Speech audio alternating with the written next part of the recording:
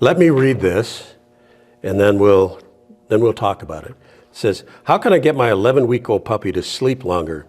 We take her water up 1 hour before bedtime, and she still wakes up at 4 a.m.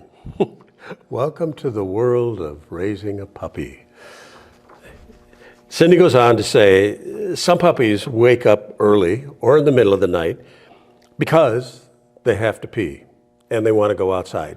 And better that they do that than pee in the dog crate.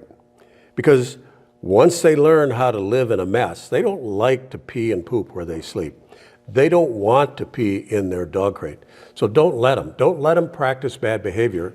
It's going to be a whole lot harder for you to correct that, and it becomes a real problem when you have a dog that's been allowed to pee and poop and then sleep in it. It's a bad deal. And it varies from dog to dog, puppy to puppy. We have had puppies that will sleep 8 hours, go through the whole night. We've had other dogs that wake us up in the middle of the night and we have to take it out. And sometimes they may be conning us, but we're not going to gamble on that. We're not going to scold them. We're going to take them out. And when we take them out, we're not going to play with them. We're not going to give them treats. We're going to take them out and stand there. And I'm going to do a video on our dogs that we have right now. And I teach them to pee and poop on command.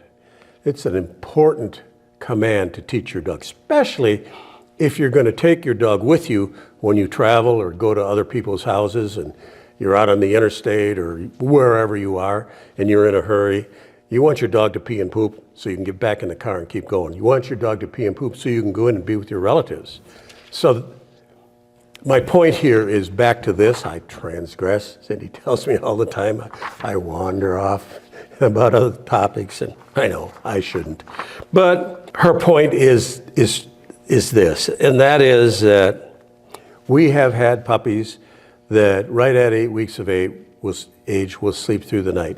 We have had other puppies that have gone for a long time, a couple of years, and I don't know why, a couple of years before they would sleep through the whole night. Maybe it's a bladder problem. I don't know. All I can tell you is we work with it. And I'll tell you what I do here. Like we have 4 house dogs. We have a very nice German Shepherd, and that's what I used to breed. But we have a Shih Tzu, 8 years old. We have a Border Terrier that's 13 years old. We have a Chihuahua. I never had small dogs until after I stopped breeding German Shepherds. And I love these little buggers. This Chihuahua is now she's 15, 16 months old. We feed our dogs twice a day. Dogs pee and poop after they eat, sleep, and have exercise. So we feed our dogs twice a day, morning and again around 5:30. After they are done eating, I take them out for a good long walk.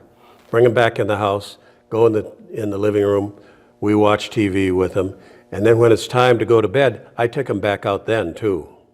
And I'll stand there and I'll say, come on, hurry up, pee, come on, Pippi, hurry up, go potty, go poop. And they learn, go potty, go poop, and then they also learn, hurry up. I don't like standing out there waiting for them. And they pay attention to that. So I take them out just before I go to bed, and then I put the other ones, they have their little fenced-in place in our living room where Rosie and Stella, where they sleep on their nice little dog beds. Cindy handles Art, the German Shepherd. He sleeps in her room, and Pippi sleeps in my room. So I'll take Pippi out at the very end, pee and poop. She's great. I mean, we talk about dogs having different personalities. This little Chihuahua from day one, and we got her in the wintertime, and I need to do a little video on how I got her to pee and poop so good. I'd like to take credit for it, but I don't think I deserve it. You can buy this grass now that gets shipped to you. We don't sell it. It's real live grass, and it comes in a box about that long and that tall. Factory grass, but it's grass. In the wintertime in Wisconsin, like we just had a snowstorm last week. It can be hard to get little dogs, new little puppies, to go out in the snow and pee and poop. But getting them to go on this grass was simple.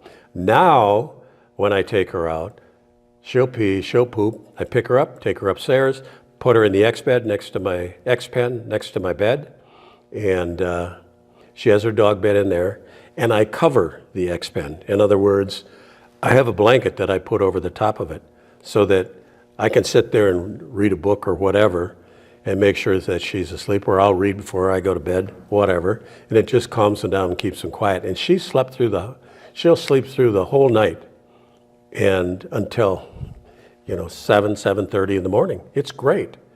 So the moral of the story is you have to figure out your own dog that's sitting in front of you. Every dog is different.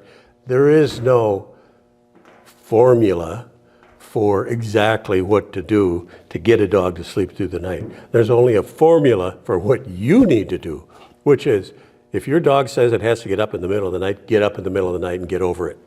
Put it on a leash, take it outside, don't play with it, don't give it any toys, don't give it any treats, bring it up, put it back in bed. You don't want that dog to train you how to go outside and play with it in the middle of the night. You don't want that dog to train you to get up, take it outside so it's going to get a treat. Don't do any of that. It's a dog. You love the dog. I love our dogs, but I'm not going to let them train me to do anything other than the things that I want to do.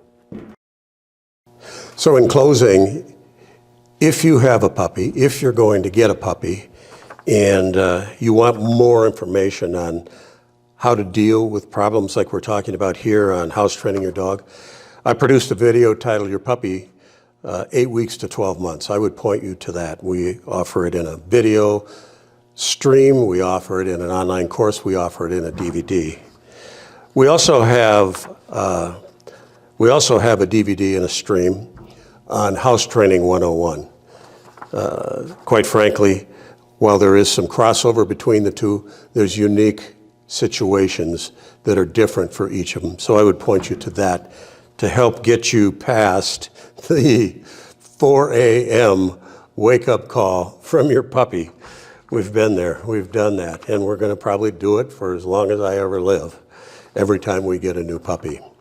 But I think we've got it nailed on how to make it as short of a period as possibly can be for the specific dog that we're working with in front of us. And as I said in this answer, sometimes it can go quick and sometimes it can take a long, long time. But if you have that, good luck to it.